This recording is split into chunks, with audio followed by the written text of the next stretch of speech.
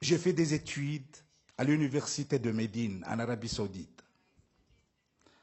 J'ai fait des études sur l'islam au Soudan, comme j'ai passé un petit moment aussi, même en Iran.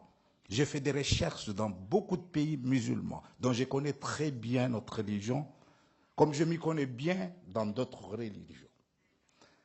Encore une fois, je vous le dis, je suis un ex-président, j'étais le président des Comores depuis 2006, entre 2006 et 2011. Ce que j'ai bien entendu, bien sûr, j'aimerais bien parler en arabe. Malheureusement, j'ai remarqué qu'il n'y a pas de traduction. C'est pourquoi j'essaie de m'exprimer en français comme je pourrais le faire. J'étais très content d'entendre que tout le monde cherche la paix. Et depuis très longtemps. Mais est-ce qu'on a vraiment la paix? La réalité, c'est que le monde va mal. Le monde va mal. Il faut reconnaître cette réalité. Mais en se posant la question pourquoi, mais on a plusieurs réponses. En parlant de religion, moi je crois qu'après avoir entendu tout ce qu'on a dit ici, j'ai beaucoup apprécié l'intervention de M. Abadi, mais je voulais vous dire qu'il y a deux forces dans nos communautés. Si on arrivait à les faire comprendre, on allait avoir peut-être une bonne solution.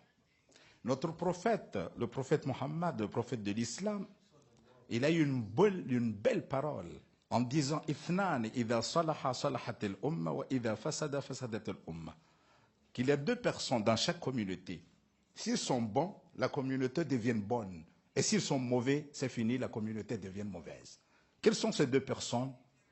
Al-ulama ou al-umara, les gouvernants et les savants. Donc moi, je crois qu'aujourd'hui, dans nos communautés, on a besoin de ces deux personnes. Les hommes politiques, mais aussi les religieux. On a besoin des imams, des mouftis, des évêques, qui doivent se comprendre avec les dirigeants politiques.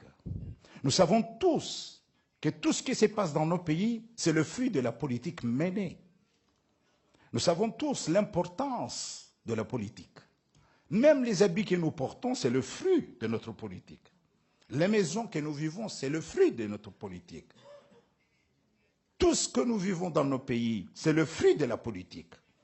Donc la plupart du temps, des religieux n'essayent pas de comprendre la politique. Quelquefois, ils se disent, même moi, je suis un religieux, je ne m'intéresse pas à la politique. Personnellement, je crois que c'est une erreur.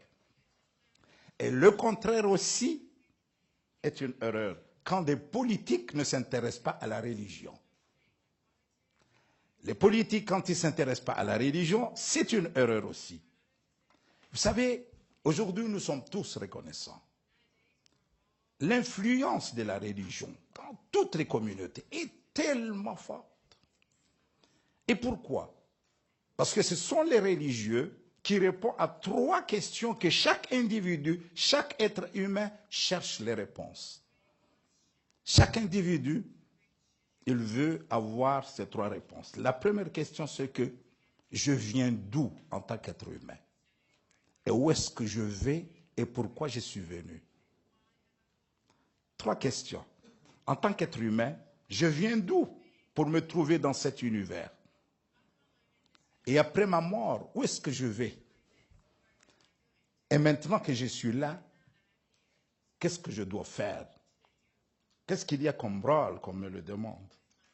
Donc avec ces trois questions, ce sont les religions la plupart du temps qui donnent les réponses. C'est pourquoi ils ont beaucoup d'influence sur les individus. Ce sont les religieux qui donnent les vraies réponses dans chaque communauté. Donc je voulais dire par là qu'on a besoin de cette coopération entre les politiques et les religieux. En entendant que les religieux ou le dialogue entre les religions se concrétise, mais dès aujourd'hui, je crois que les politiques doivent chercher les religieux pour se comprendre dans chaque communauté, au moins. Moi, je sais que ceux qui ont le pouvoir, comme il vient de le dire, notre frère Ahmeti, ceux qui ont le pouvoir cherchent toujours à garder le pouvoir. Et ceux qui n'ont pas le pouvoir cherchent toujours à avoir le pouvoir. Donc il y aura toujours ce conflit. Mais à côté de ce conflit politique, pour avoir la paix dans ce monde, pour avoir un monde plus meilleur, on a besoin de ces deux forces, la politique et la religion. Et c'est pour cela que je demanderai, comme une modeste contribution, de demander à partir de notre forum à ce que les politiques de chaque communauté cherchent les religieux. Je peux vous donner un exemple.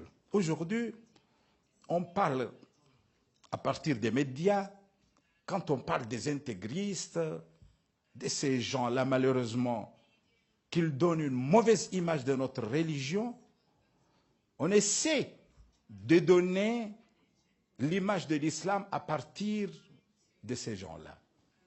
Je vais vous rappeler qu'aujourd'hui, dans le monde entier, il y a plus d'1,5 milliard de musulmans. 1,5 milliard de musulmans. Mais on oublie ce milliard de musulmans et on regarde qu'à 30 000, 40 000, 50 000, je ne sais pas, les intégristes, que ce soit de Daesh, de Qaïd, ils sont combien? 5 000, 10 000, 30 000 ou combien? C'est comme s'ils représentent l'islam. Non. On oublie qu'il y a 1 milliard, 400 millions, 450 millions de musulmans pacifiques qui sont tolérants, qui acceptent les autres.